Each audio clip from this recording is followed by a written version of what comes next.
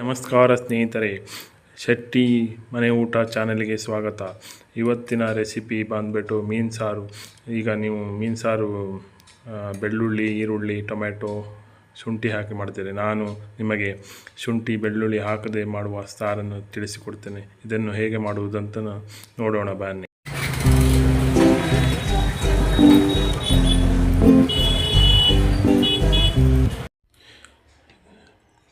ಇದರಲ್ಲಿ ಬಂಗಡೆ ಉಂಟು, ಅದು ಬಿಟ್ಟರೆ ಮತ್ತು ಇಸ್ವಾಣ ಐತಿ.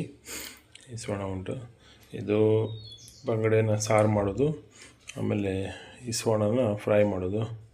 ಈಗ 2 ವಿಡಿಯೋ ಬರ್ಬೋದು. ಅದರಲ್ಲಿ ಒಂದು ಫ್ರೈ ಮಾಡೋದು ಹೇಳ್ತೇನೆ, ಒಂದು ಸಾರು ಮಾಡೋದು ಹೇಳ್ಕೊಡ್ತೇನೆ ನಿಮಗೆ. ಕ್ಲೀನ್ ಮಾಡಿ ತರ್ತೇನೆ, ಕ್ಲೀನ್ ಮಾಡಿ ವಾಶ್ ಮಾಡಿ ತೋರಿಸ್ತೇನೆ ನಿಮಗೆ. ಸ್ನೇಹಿತರೆ, ಇದನ್ನು ಮೀನೆಲ್ಲ ವಾಶ್ ಮಾಡಿ ತಂದಿದ್ದೇನೆ. ಇದು ಬಂಗಡೆ, ಇದು ಬಂದುಬಿಟ್ಟು ಇಸ್ವಾಣ ಅಂತೀವಿ, ಅಂದರೆ ಸುರ್ಮಾಯಿ ಅಂತೀವಿ, ಒಂದೊಂದು ಕಡೆ ಒಂದೊಂದು ಥರ ಹೇಳ್ತಾರೆ.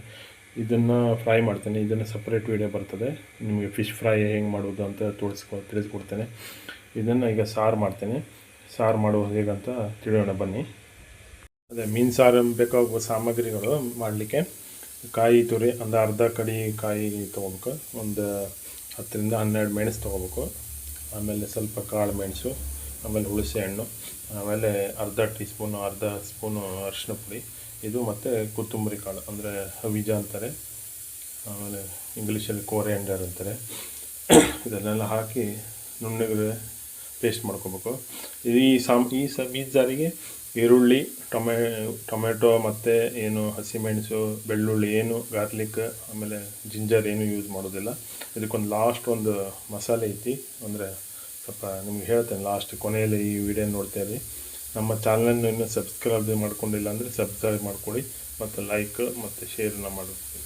ಸ್ನೇಹಿತರೆ, ಈ ಥರ ಪೇಸ್ಟ್ ಆಗಿದೆ. ಈಗ ಅದಕ್ಕೆ ಒಂದು ಸೀಕ್ರೆಟ್ ಮಸಾಲ ಅಂದರೆ ಏನಂತ ಹೇಳ್ತೇನೆ ನಿಮಗೆ. ಏನಿಲ್ಲ, ಇದೇ ಸೀಕ್ರೆಟ್ ಮಸಾಲ. ಏನಂದರೆ ಇದು ಜುಮ್ಮನಕಾಯಿ ಅಂತಾರೆ, ಹಲವು ಕಡೆ ಗೊತ್ತಿರೋದಿಲ್ಲ. ಆದರೆ ಇದನ್ನು ಇಂಗ್ಲೀಷಲ್ಲಿ ಸೆಜ್ವಾನ್ ಪೇಪರ್ ಅಂತ ಹೇಳ್ತೇವೆ. ಇದನ್ನು ಹಾಕಿದರೆ ಒಳ್ಳೆ ಟೇಸ್ಟ್ ಬರುತ್ತೆ ಬಂಗಡೆ ಸಾರು. ಇದು ಬಂಗಡೆ ಸಾರಿಗೆ ಹಾಕ್ಬೋದು, ಮತ್ತು ಒಂದು ತೋರಿ ಅಂತ ಅಂತಾರೆ ಬೂತಾಯಿ ಮೀನಿಗೆ, ಮತ್ತೊಂದು ಕೆಲವು ಮೀನುಗಳಿಗೆ ಮಾತ್ರ ಹಾಕಿದರೆ ಚೆನ್ನಾಗಿ ಇರ್ತದೆ ಟೇಸ್ಟು. ಇದನ್ನು ಹಾಕಿ ಒಂದು ನುಣ್ಣಗೆ ಸ್ವಲ್ಪ ಒಂದು 2ರಿಂದ 3 ರೌಂಡು ಮಿಕ್ಸಿನ ಬೀಸೋಣ. ಸ್ನೇಹಿತರೆ, ಈ ಥರ ಪೇಸ್ಟ್ ಮಾಡಿದ್ದೇನೆ. ಇದನ್ನು ಈ ಪಾತ್ರೆಗೆ ಹಾಕಿದೆ. ಇದು ಜುಮ್ಮನಕಾಯಿ ಹಾಕಿ ಪೇಸ್ಟ್ ಮಾಡಿದ್ದು. ಈ ಸಾರನ್ನು ಭಾಳ ತೆಳು ಮಾಡಬಾರ್ದು, ಯಾಕಂದರೆ ತೆಳು ಮಾಡಿದರೆ ಒಂಥರ ಮೀನಿಗೆಲ್ಲ ಮಸಾಲೆ ಹಿಡಿಯೋದಿಲ್ಲ, ಸ್ವಲ್ಪ ದಪ್ಪನೇ ಇರಬೇಕು. ಈಗ ಸ್ವಲ್ಪ ನೀರು ಮಿಕ್ಸ್ ಮಾಡಿ ಹೇಗೆ ಮೀನು ಹಾಕೋದು ಅಂತ ತೋರಿಸ್ತೇನೆ ನಿಮಗೆ. ಬಿಡಿಸ್ತಾ ಇರ್ತಾರೆ, ಈ ಥರ ದಪ್ಪ ಸ್ವಲ್ಪ ಮಾಡಿದ್ದೀನಿ. ಇದಕ್ಕೇನಿಲ್ಲ, ಈಗ ಸ್ವಲ್ಪ ಉಪ್ಪು, ರುಚಿಗೆ ತಕ್ಕಷ್ಟು ಉಪ್ಪು ಹಾಕಿ ಸ್ವಲ್ಪ ಕುದಿಬೇಕು ಮಸಾಲೆ. ಸ್ವಲ್ಪ ಕುದಿ ಬಂದಮೇಲೆ ಮೀನು ಹಾಕ್ತೇನೆ. ಕುದಿ ಬಂತು, ಈಗ ಮೀನನ್ನು ಹಾಕ್ತೇನೆ.